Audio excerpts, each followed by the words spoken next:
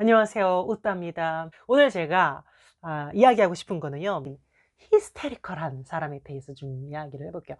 히스테리컬하다라는 거는 어떤 거냐면요. 굉장히 낙관적이고 쾌활하고 긍정적이고 친절해요. 왜 그러는 거냐면요.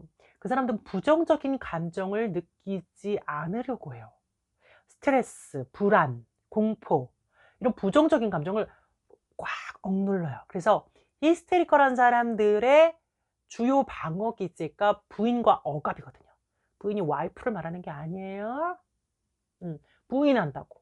"아니야. 나 그거 나 그거 걱정 안 하는데?" 요런 게 부인이에요. 그리고 억압해요. 확 눌러요. 그래서 이 사람들을 꿈 한번 꾸면은 잘 생각해 보세요. 꿈 내용이 뭐였는지. 대체로 굉장히 파괴적이고 슬프고 그다음에 폭력적이고 이럴 수 있어요. 굉장히 그 부정적인 것들이 꽉 눌려 있는 사람들이거든요. 왜냐면 이걸 의식적으로 꺼내는 것을 굉장히 힘들어해요. 그다음에 되게 중요한 특징이 뭐냐, 히스테리아의 되게 중요한 특징.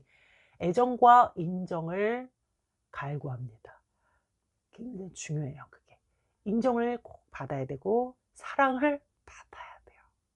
그래서 이분들은 평소에는 "오케이. that's okay. 나 괜찮아. 나 완전 좋아." 이렇게 살지만 어느 순간 빵 폭발해요. 보시는 분이 나이가 어리시다면 아직 그 폭발된 어떤 그게 안 나왔을 수 있어요. 왜냐면요. 히스테리들은요. 보통 어렸을 때 부정적인 감정을 표출할 수 없는 분위기 속에서 살았다든지 아니면 부모 중 한 분을 일찍 잃었다든지 이런 어떤 굉장히 억압된 환경 속에서 살았을 확률이 높거든요. 그렇게 되면요. 어린 동안에는 그걸 못 꺼내요.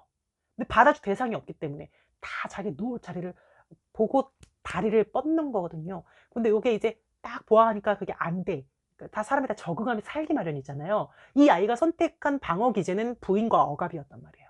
느끼면 안 돼. 부정적인 거 느끼면 안 돼. 슬프면 안 돼. 우울하면 안 돼. 짜잘하면 안 돼. 난 무조건 착한 아이여야 돼. 밝은 아이여야 돼. 활기차야 되고 상냥해야 되고 친절해야 되고.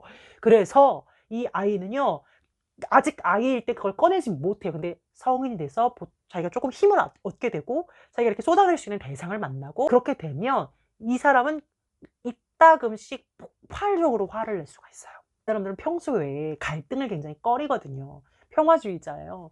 조그마한 갈등이 있으면 그거를 못 견뎌요. 되게 힘들어요. 그래서 항상 타인에게 맞추고 따라 주고 내가 다 이렇게 좋은 사람이 돼야 되니까 거절도 하지 않고 이렇게 다 이렇게 배려심이 굉장히 많아요. 근데 그게 이제 내가 진짜 즐거워서 배려하는 게 아니라 어쩔 수 없이 하는 배려이기 때문에 언젠가는 이게 터지는 거죠.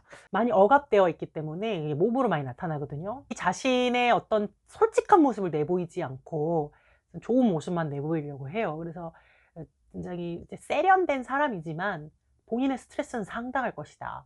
그러다 보니까 몸이 안 좋다. 건강이 안 좋다. 신체화 증상이라고 하죠. 몸으로 많이 드러나게 됩니다. 그리고 화를 내기가 굉장히 불편한 사람이기 때문에 자신의 솔직한 마음을 잘 털어놓지 않아요. 그러니까 페르소나가 굉장히 강하죠. 페르소나를 가지고 상대방하고 소통하다 보니까 뭔가 친밀감을 갖기가 어려워요. 이게 내가 좋은 모습만 가지고 상대방하고 소통한다고 생각해 보세요. 내가 좋은 사람으로 인정은 받을 수 있겠지만 편안함이나 친밀감 갖기 굉장히 어렵다. 그 히스테리들은요. 실제로 되게 매력적이에요. 매력적이고 말도 잘하고 상큼하고요. 괜찮아요. 사람들 참 일도 잘하고. 왜냐면 인정과 애정이 되게 중요하기 때문에 되게 좋은 사람이어야 되거든요, 본인이. 그래서 애교도 많고 남들한테 되게 잘하고 일머리도 좋고 센스 있고 아주 그냥 똘똘하고 외모도 굉장히 잘 꾸며요. 근데 이 사람들이 어떻게 부정적인 감정을 안 느끼진 않을 거 아니에요. 그게 다 억압되어 있기 때문에 이게 뭐 어느 순간 갑자기 불안에 확 압도되면 그때 우울증으로 확 가는 거거든요. 그다음에 애정과 인정받는 거 굉장히 중요한 사람이다 보니까 예쁜 짓을 많이 하거든요.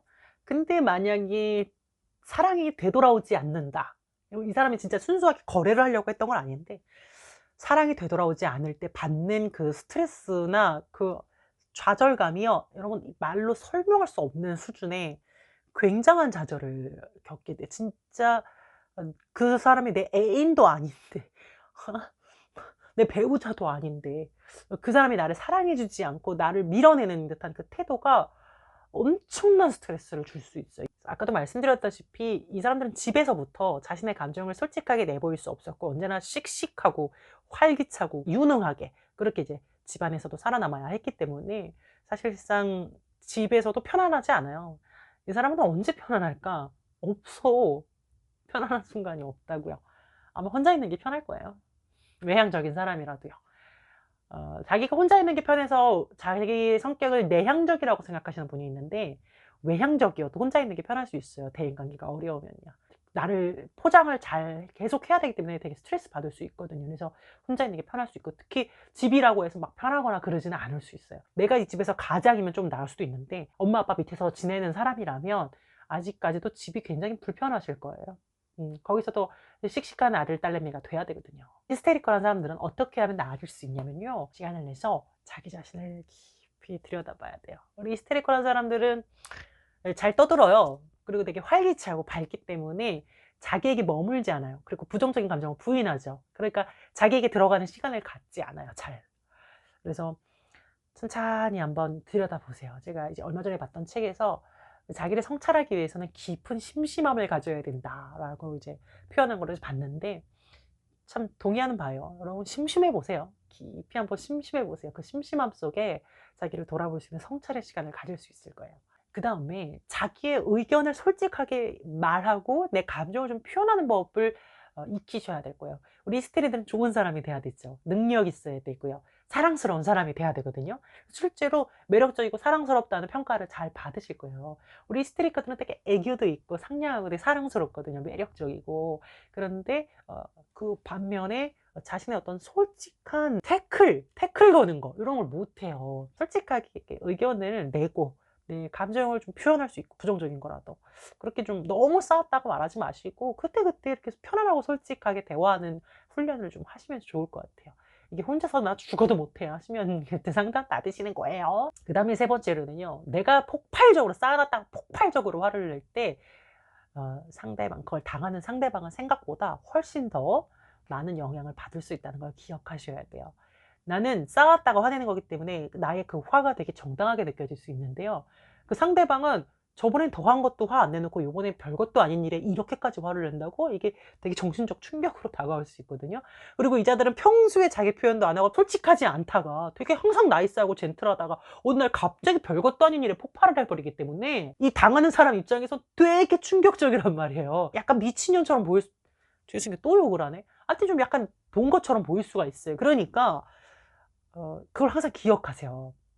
화를 내는 게 답이 아니에요. 평소에 표현을 해야지.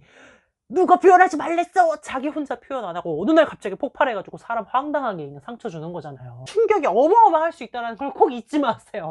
그리고 우리 히스테리들은 부정적인 감정을 억압하기 때문에 슬픈 영화나 그런 것들을 좀 잘 보는 걸 좋아하지 않아요. 그래서 저도 진짜 싫어하는 영화 중에 하나가 집으로 가는 길, 전도연이랑 고수치. 저 그거 정말 미치는 줄 알았어.